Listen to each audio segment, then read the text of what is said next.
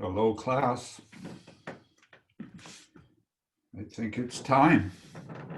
Friday. Happy Friday to you. And there's my second favorite consumer behavior cartoon. I thought you needed to see it. I kind of lost some of the words on it, though. The center panel, the force is ripping my clothes off, but I can resist. Okay, but there, I still like the lady getting sucked into the candy store better than this one. But anyway, there you go. Consumer behavior humor. That's what it is. Oh, why did I shut that off? Let's not do that. Let's just flip the camera. There we go. I'm here. There I am. Okay, yeah, Friday. Here we are, Friday afternoon with nothing better to do. But that's okay. Here's what I'm going to do today. I'm going to talk about the test you took, the mini test. I'm going to talk about the needs assignment, the segmentation assignment, the positioning assignment, give you a new assignment because I don't want you to be bored and have nothing to do. It's going to be a rainy weekend, so might as well have a nice assignment to entertain yourself with. So, okay, I think we can move forward here. Let's start by talking about the mini test. Look at that. I don't know, that's the distribution of grades. It says that 95 people got a 90 or better with 7 100s. What's that say? It says you take a test a couple times, you get pretty good at it. Okay, so there's the grade distribution. We got 43 in the 80s, we got 20 in the 70s. We managed to have some slide into the 60s. I'm not sure what happened. Low grade was 63, which is a little surprising, but okay, so there's the grades, and you've seen those out there, and you got to see the test a couple times, but you're not going to see it anymore, okay? What I'm going to do here today, I'm going to go through the tail end of the test. That's the stuff beyond the multiple choice. I'm going to go through the short answer essay stuff and make some comments, just give you a sense of grading, how I graded that part of it. The true false multiple choice, that's pretty much a done deal. I mean, there's a right answer to those. I mean, some are kind of hard. There are a couple of pretty hard questions, but yeah, there was a right answer there, of course. And then the other stuff, there's a little subjectivity to the tail end here, but I'll show you what I was looking for. If there are issues, you can send me an email, but I'm going to try to give you some sense of things here today. So here's what I do. Out there on Blackboard, you could check your grade. I think that's all you see. That's all you're supposed to see. And it's nothing strange and unusual because of this environment, because when I do this live, in a live class, the students get to see it when they take the test, they get to see it when I hand it back, and then it's collected up and stuck away. If they want to come and visit it in my office, they can do that. But it's not out there for everybody to see whenever they want it and lose control over the test and that kind of thing. So it's kind of an online version of what I always have done. What I do is record the number grade that you got, and it represents 14% of your overall grade. So it's the mini test, it's the getting to know you test, and we got to know each other. You saw what one of my tests was like. You got to go through it twice to get a good feeling for it. And we got to see how the interface works with Blackboard, and we got to see what happens when stuff screws up, whatever stuff, the single password authentic, whatever that was, and stuff on the test, and yeah. So it was the getting to know you deal, and everything will be smooth sailing from here on out, right? So 14%, the next couple tests are 20% apiece, and then the 30% on the final, and kind of building up to that. Okay, so I record the number, whatever that number was. And here's the deal. I don't curve individual test. This test should have been curved up, probably, you know. But I don't curve individual tests. But here's what I do.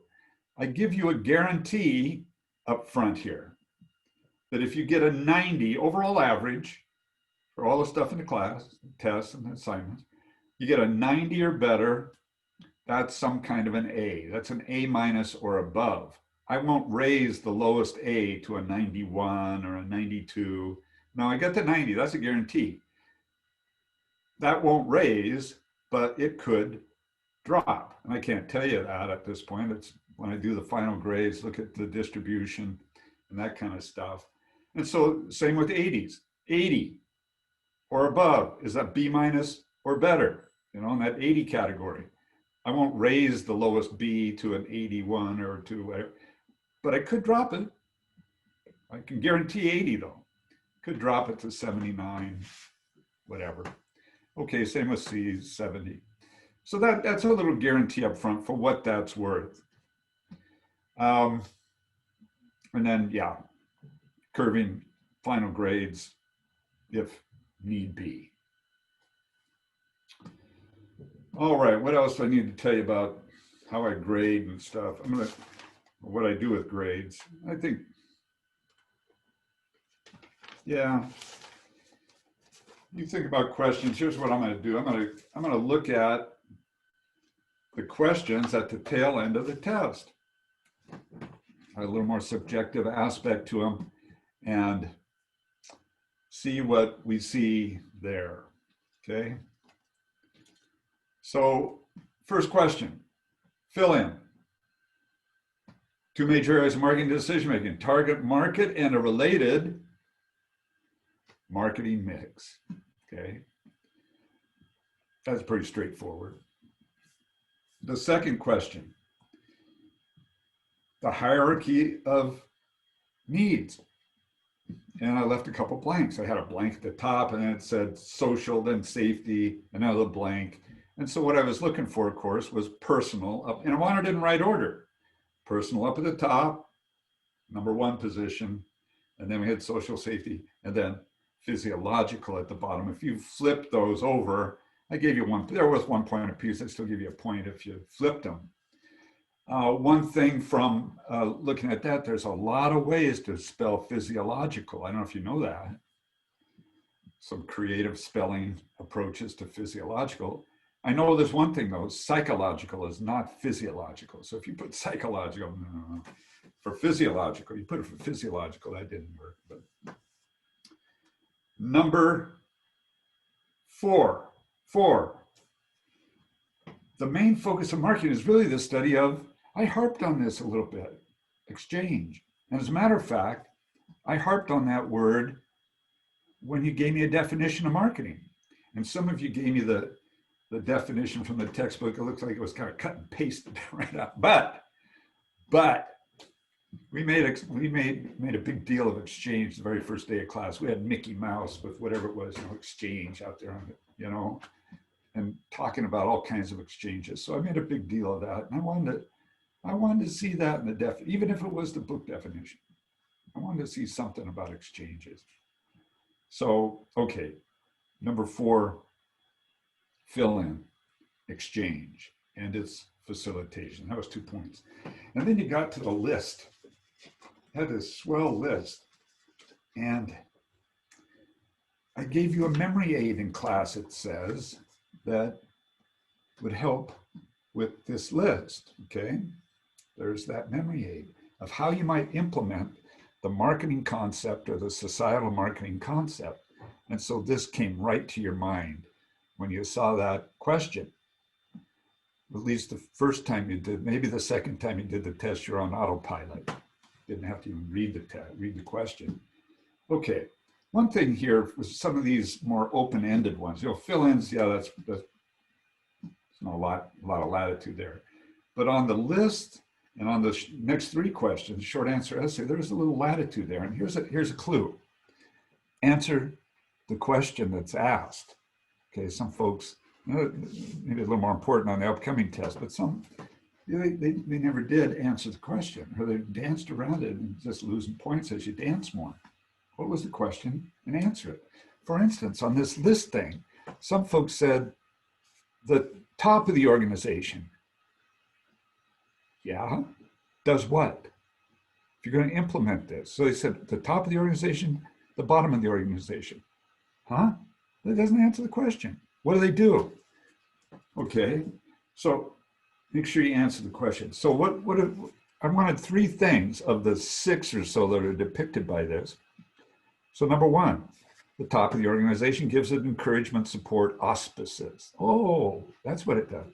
Number 2, the bottom of the organization has to be on the newest hired, lowest paid individual in the company, and the organization has to be on board with the training, rewards, whatever, on board in some fashion. That's number 2. Number 3, the horizontal line is across all functional areas. It's total company effort. As a matter of fact, if you gave me the focus and the means of the marketing concept, you got 2 of the 3 right there. Focus on the customer, total company effort, close enough. That's 2 of the 3 things you needed to complete the answer to this question. Okay, that's horizontal, that's vertical, horizontal.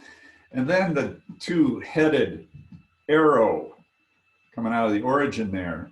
Yeah, outward pointing arrow, connect with the customer. Focus on something about that. Focus on the customer. Connect. The inward pointing arrow, bring the information in. That's number 5. And then the bonus is kind of a fudge a little bit actually, but then do something with that information that you brought in. So that's it. The main thing to note there is answering the question, which kind of carries over to the last couple on this test also. Number 1 for essay kind of things, and it was the definition of marketing. What is marketing? Got that swell 10-word definition, satisfying wants and needs through the exchange process or via exchange. Cut it down farther. So yeah, and I was hoping for that word in there someplace, just stuck in someplace, even if you didn't use my definition. So satisfying needs and wants through the exchange process. There you go. And I guess another thing, we're not just talking about goods and services. Some people just zero in. I don't think I dinged anything on that, but it's not just goods and services, all kinds of exchanges. Okay, number 2, how does the societal marketing concept differ from the marketing concept? Again, answering the question wouldn't hurt. And there's a little picture of what I was getting at there, The societal marketing concept is the marketing concept. The same focus, means, and ends, if you want to be complete. Same focus, means, and ends, plus concern for the long run effect on what you're doing on individuals and society. So it's like you want to talk about both those. Concern about the long run effect on individuals and society. So tell me, answer the question. How does the marketing concept differ? And I can't guess what you're thinking. The only thing I've got to go on is what you write on the page or in the file, wherever you're writing it. So don't ask me to guess. Fill in the blanks. Assume. You know what happens when you assume, right? So make sure you got it on the page there, so I know it's in your brain and you've transferred it to the page. I'm not picking out stuff out of my brain to add to it. Whatever that meant. Okay. And then the last one, number 3. What does the idea of levels, not types, of competition? Some folks, couple, not many, out of the whole group, not many got into types, but types floated out, 4 or 5, whatever people.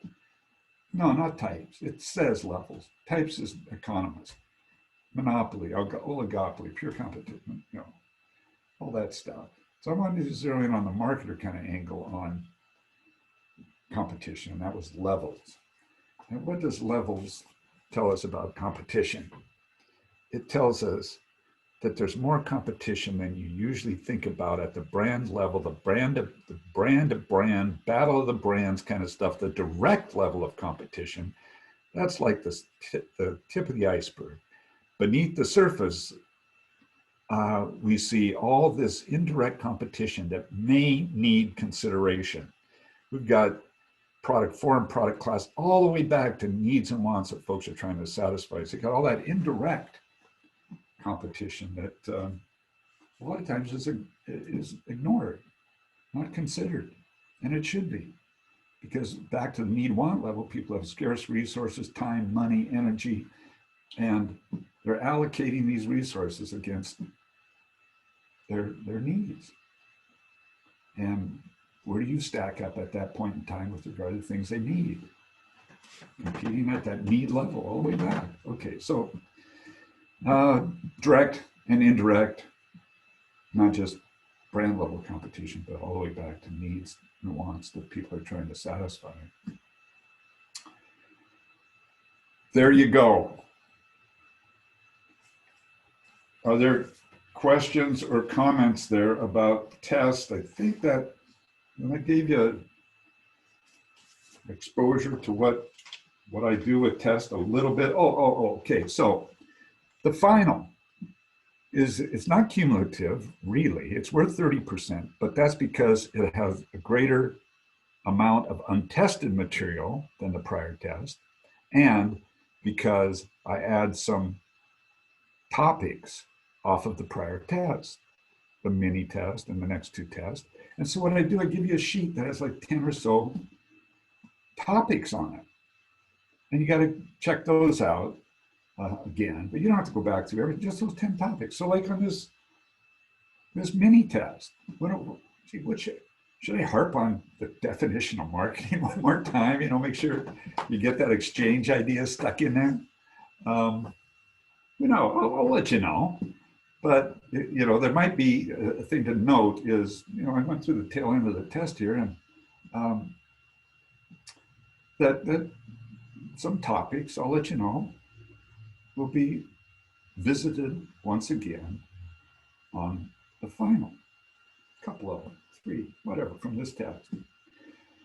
Another thing, as I think about things, if your grade was not where you wanted it to be on this test, make sure you're filling out those outlines and listening to those lectures.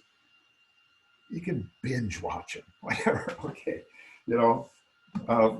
Fill out those outlines. Make sure you got the stuff there in those outlines, and also be sure to catch that review. 40 minutes. That was a lot of review. That was detailed. And it's golden guidance and prepping you for the test. Who here wants to say amen to that? You don't have to, but I'll do it for you. Yeah. And who here wants to say amen? When I skip stuff in the textbook, it was skippable. You don't have to waste your time on it. 97.5% of the time, you don't have to look at that stuff. Okay, so if your grade wasn't where you wanted it to be, consider those things, the outlines and that review, and these videos that you can go back and check stuff out. If you didn't catch something, it should be there. But if there are other things, send me an email. We can talk about your personal situation and what you might need to do, so we can communicate and try to work with things for you. Pausing, test stuff, questions? Hey, Professor, is it possible to view on Blackboard which questions that we got incorrect? No. Because then you have access to the test again. I got to put controls on it. I can check that for you. If you're concerned and you think, oh, geez, what did I could scan through that. I don't know if I want to do it 160 times, but I can scan through there and give you some clue and say, yeah, check these topics out, especially the back end here. I mean, multiple choice, true, false. Yeah. If you're concerned, though, I can do that even. I can tell you, look, you missed this many true, false. This many multiple choice. If you're not happy doing multiple choice test, I can tell you how you did with multiple choice on that, and remind you that it's a lot of the upcoming tests are multiple. You know, it's just the heart of the test, really. You got points other places, but 60, 70, I don't know, is that right? 60% of the test is multiple choice? Oh, 50, maybe 50, maybe half of them, I don't know. But yeah, that's the answer as best I can do at this point.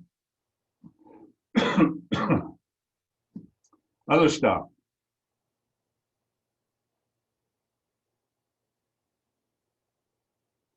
You like that answer so much that it, whatever, that it took care of all your questions. Anybody else?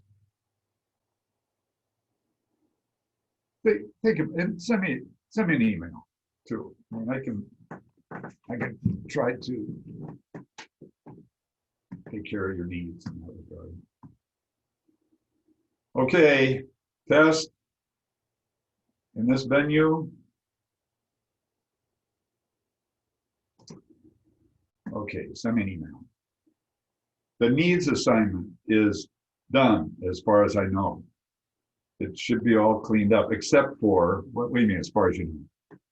Folks have straggled in, decided to submit the needs assignment. And you know what? That's okay.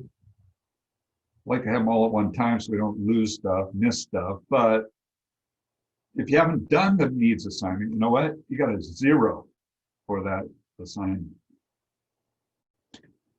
And zeros don't average in well. Even though the assignments are only 16% of your grade, you stick a 0, you know, there's only 10 of them or so. You put a 0 in for one of them. Okay, so you don't want any zeros. So start strong in particular and don't have zeros up front here. So fix that up. If you got, if you know you haven't done the assignment, take care of it.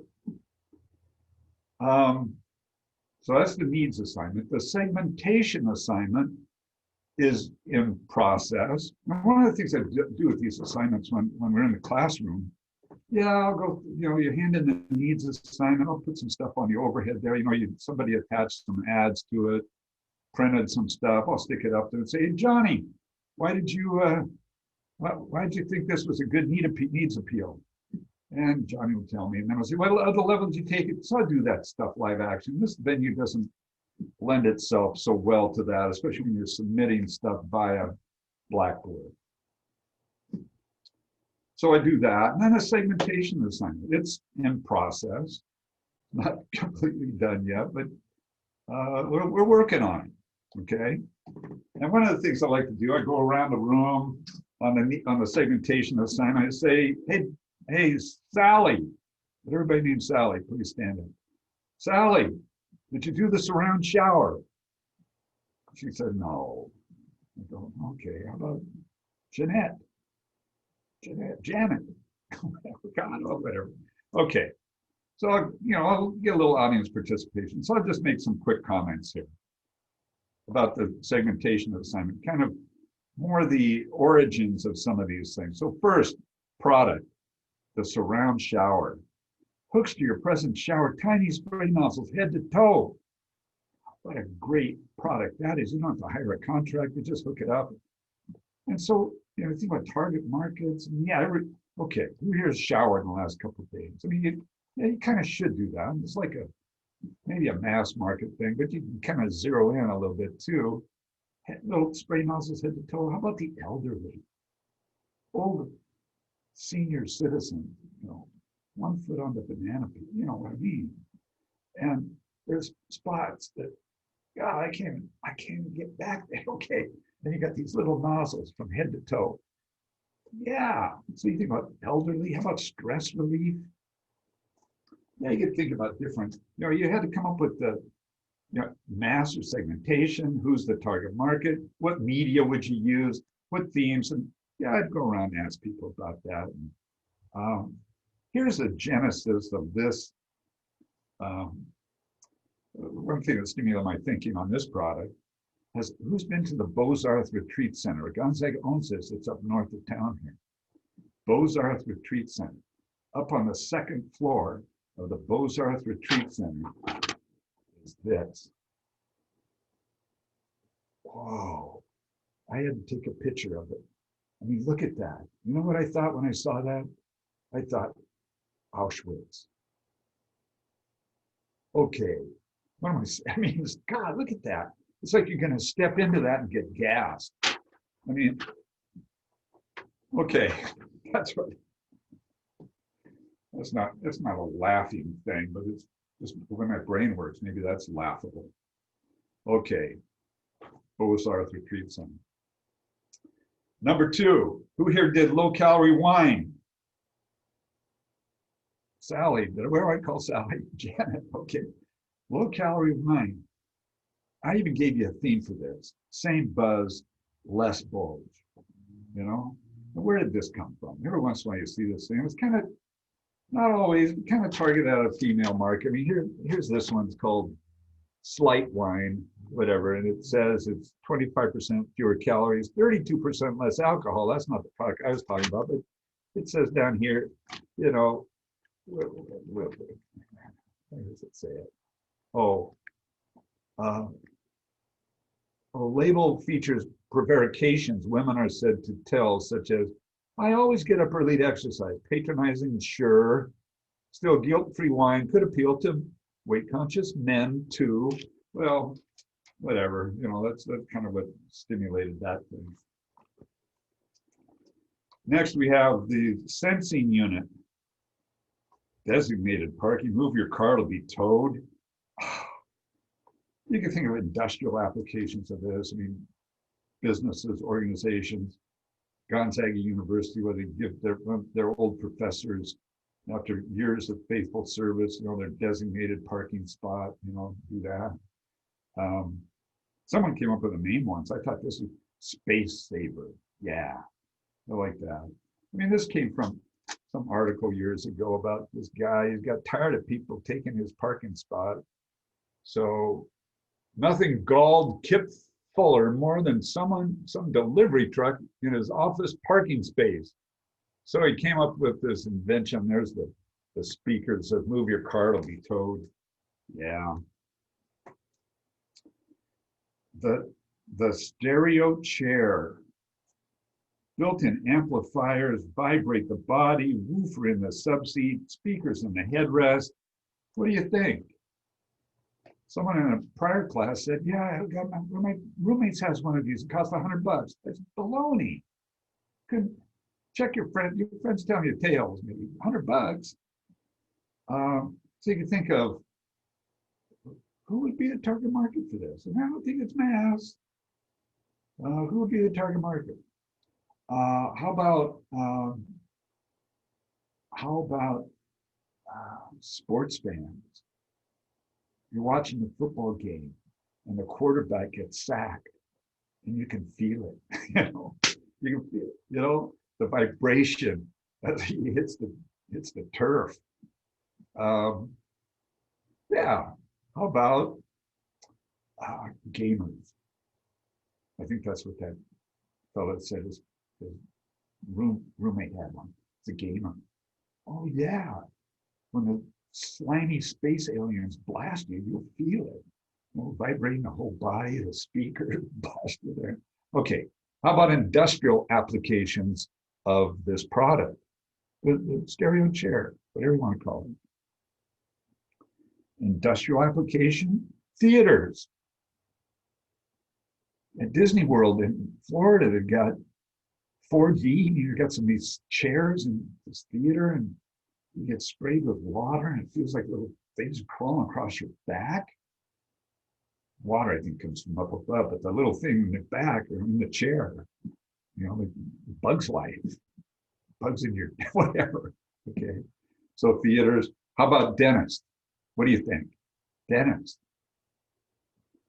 You don't want to be bouncing on too much when they're working on you, but I was thinking, I don't know if you've ever had the goggles. You put the goggles on, you're watching a movie while they're working on you. Stereo chair, little nitrous oxide. It could be a good time. Okay, so industrial application of the stereo chair. Yeah, where'd it come from? Okay, Yeah, when that student told me his friend got it for $100, I'm going, what? Okay, this is old. This is an old, sharper image, and it had, who here owns this iPod? You know, any longer? Got speakers up here, got a woofer down in the seat, and we've got $900. Yeah, not $100. $900. That's, of course, that's with the that's the leather one. That's yeah. So $900. All right, that's that one. And then last, but no, it's not last. Number 5, the microwavable main dish, no red meat, organically grown, recyclable. I guess the only thing here I have a theme that came up years ago. Healthy and helpful. So you got the organic, whatever. No red meat, healthy, and it's recyclable, helpful. There you go. And then beer flavored tablets, non-alcoholic. What's the point? You know, that let's see if I lost anything here. I'm trying to find what I'm after. Where could it have gotten to? I need it pretty bad, but I want to show it to you. So beer flavored tablets. Backpackers, no. Get some water out of a stream. I don't know. How about kids? Is that ethical? Back to the days of candy cigarettes. Kind of get them in the habit early on. Yeah, I remember those. There's sugary candy cigarettes, and then some were chocolate with a white paper on. Those are my brothers, my favorite. Look like cigarettes. My dad smoked them. Yeah, we could pretend, kind of get this oral habit going at a young age. Okay, just like these pop rocks. Just pop them in, get that beer flavor at a young age. I'm kidding. Okay, where did this come from? Here's where this came from. Check it out. Molson, cheers. Have a drink on us. Please follow the directions carefully. And this was in a newspaper up in Calgary, our fun-loving neighbors to the north, a taste of things to come. There it is. And this is dehydrated, concentrated beer right there. So what do? You cut that out of the newspaper, cut that out, and you put a pint of water in a glass and place it in the freezer for 3 to 5 minutes. Oh, 5 minutes, okay. Remove the glass and add the sample, this piece cut out here. Add that to the paper. Don't stir, let it sit for 30 seconds exactly. Raise the glass to lips and drink. Okay. This was in this Calgary newspaper the 1st of April a few years ago. And one giveaway right here, that's not how you spell Molson. It was the 1st of April. It was an April Fool's prank. And so you had these Calgarians sitting around with a glass of water, a pint of water, with a piece of newspaper floating in it, just waiting for it to turn into a beer. 30 seconds exactly. And it never, I don't know if it was the morning paper, they're kind of getting their morning beer, you know, kind of get braced for the day. It was just a gag. But I thought it was pretty funny. And it became the genesis of this beer flavored tablet idea. Okay. Those fun-loving Canadians. Well, there you go. That's something I do with that topic. I want to make sure you didn't miss out on it.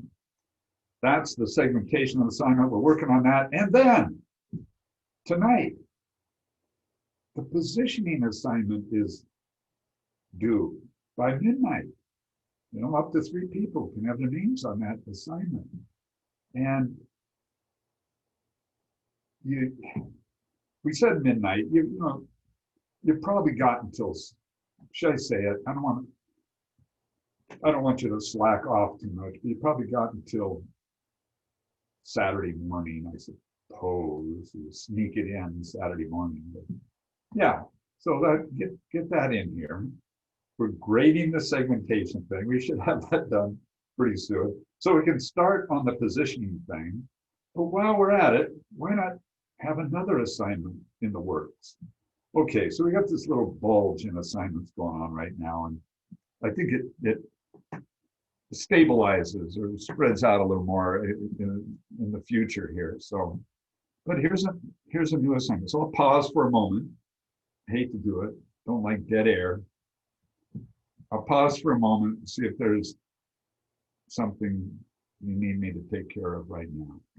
Kind of assignment oriented, I guess, is where we're at now. I have a question related to the assignment, if I may. Okay. Is it appropriate for the positioning assignment? I gathered a little extra input from some colleagues just to get an idea on their opinions for fast food. Is that okay?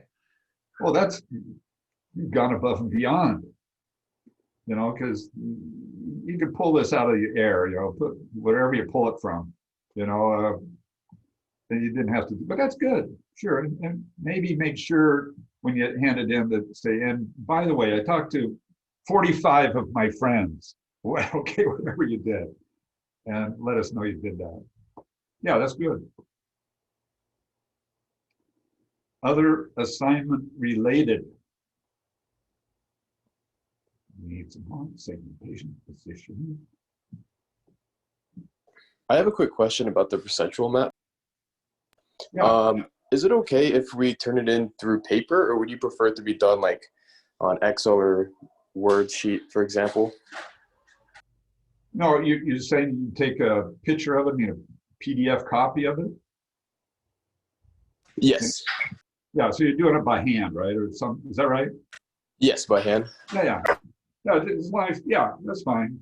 As long as you submit it in a PDF or Word document. I think those are the preferred way. But taking a picture should do it, huh? Okay, thank you. Certainly, I'm looking forward to seeing it. What else? After we do the conceptual map, you want us to write a little bit, right? Yeah. So you draw the map, you got the competing brands, you got the preference circles, you got the variables, you decide that, you know, so you got all that. But then the don't miss is it the B part of the assignment, or the C, whatever, the B part, it says, what's it say? Now, how would you interpret what you see here? Unsatisfied parts of the market, who's competing most directly, stuff like that. It kind of mentions that in the assignment. So yeah, don't forget the written up little piece.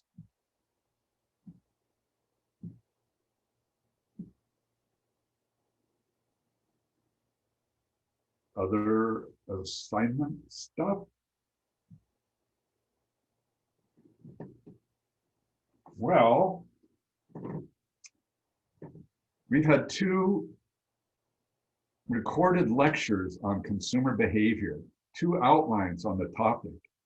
And that last outline, that last recorded lecture was 80 minutes long. Yeah, I thought it was 100. In the middle of it, I looked at the clock, I thought, oh, or toward the end, I thought, oh God, 100 minutes. But actually it was 80 minutes of recording because I spent like 20 minutes apparently, because the time did pass, of moving stuff around so I could make a kind of a respectable flow. So I paused the recording so I could move stuff. So I make a respectable flow of the lecture. Okay, so you got those 2 outlines, and you got a total of, God, I don't know, how many minutes was that first outline? I don't know. You got a few minutes of lecture to fill in those 2 outlines. So here's the assignment that goes with that topic, and it's my favorite topic, of course. So you're probably not surprised I'm giving you an assignment on this. Here's what it says. The consumer decision process was described in the text and in lecture, so 2 outlines. Using the general decision process and the variables that impact the process, discuss the following 2 decisions you recently made. Okay, so we got the heart of the process, the decision process, search for information, problem recognition, search for information, generate the alternative, evaluate the alternative, make the choice. Okay, you got that flow. That's on both those outlines, that decision process flow. Now I want you to think about things that impact that process. So on the first outline, you had things that impact the speed and the way, a little sampling. The second outline, you had intrapersonal things, psychological, interpersonal things, sociological, situational, things that impact that process in a general kind of way. And then we had a filter out there, marketer trying to get through and talk to you. So I'm asking you to introspectively kind of think about just a couple decisions you made, consumer decision. Thinking about that process, the steps of the process, things that impacted speed and way, first outline, things that impacted psych-social situation in that second outline. And as a matter of fact, this idea of self-introspection it's the roots of psychology. And I forget the guy's name, like in 1880, the roots of psychology, kind of sitting there thinking about how he thought through things. I don't know if he got into emotions or not, but how he processed, or whatever, psychological stuff personally, as he thought about it himself via introspection. So you're stepping back into the origins of psychology when you're doing this kind of thing. So what are you doing this with? You know, discuss the following 2, to look at the process, the things that impact the process, discuss. Number 1, a purchase of a low involvement type product, low cost, maybe frequently purchased, okay? And I'm trying to get you toward the routine response end of that learning model from the first outline. Routine response end. I mean, low involvement doesn't always go with low cost, but okay. And frequently purchased. But that's moving you toward that end of the model. So I ask you to discuss up here that purchase and thinking about the process and things that impact the process. That's the A part of number 1. The B part is how could marketers have more effectively influenced your decision? So now you're putting on your marketer's hat and thinking about how you could impact people better. You personally, of course. How could marketers have gone through, impacted you more effectively for that particular purchase? Okay, and then the number 2 item here says repeat number 1, except now this time, look at a high involvement, high cost, infrequently purchased product. And of course, like I said, high involvement, high cost, not necessarily together, but what I'm doing is moving you toward the extensive problem solving end of the model now. So the number 1 item is kind of routine response end of the model, that learning model. And the number 2 part of this, it's the extensive problem solving part of that model. And you know, again, just with the number 2 part, with the high involvement, high cost, infrequent, looking at the process, things that impact the process from the first outline, things that impact the psych-social situation from the second outline, and thinking about it. And then how can marketers have more effectively influence that decision for the high involvement, high cost, infrequent purchase. We don't want to run out of assignments, you know. And I think a swell time, we kind of got a pattern. How about loading it up Friday next week, you know, by midnight, okay? kind of looks like a due time, a good due date and time for that assignment. Mr. Helgson, I had a quick question. Yes, sir. What would be a good healthy length for the responses? You know, a paragraph would be okay. You got a page total. You should be able to get it. You know, I'm not saying we're not writing volumes here, okay? So a page total for both. Have to see. I mean, I don't want to stifle your introspection, but yeah, I think it should work. I mean, I guess it depends on the font that you use and stuff like that, but a page should do it. One paragraph, one half page per question. Probably do it.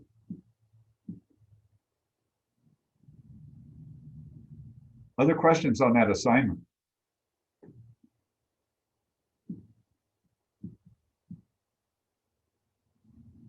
Well, if stuff comes up, send me an email, try to catch it. Any last things?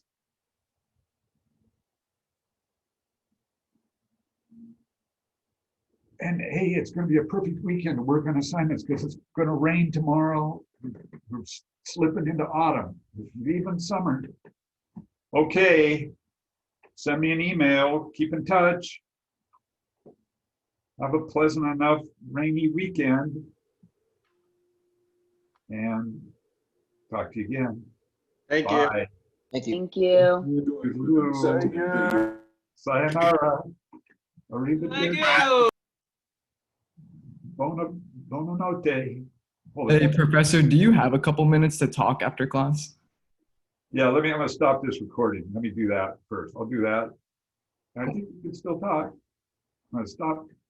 Do you want to stop the cloud recording?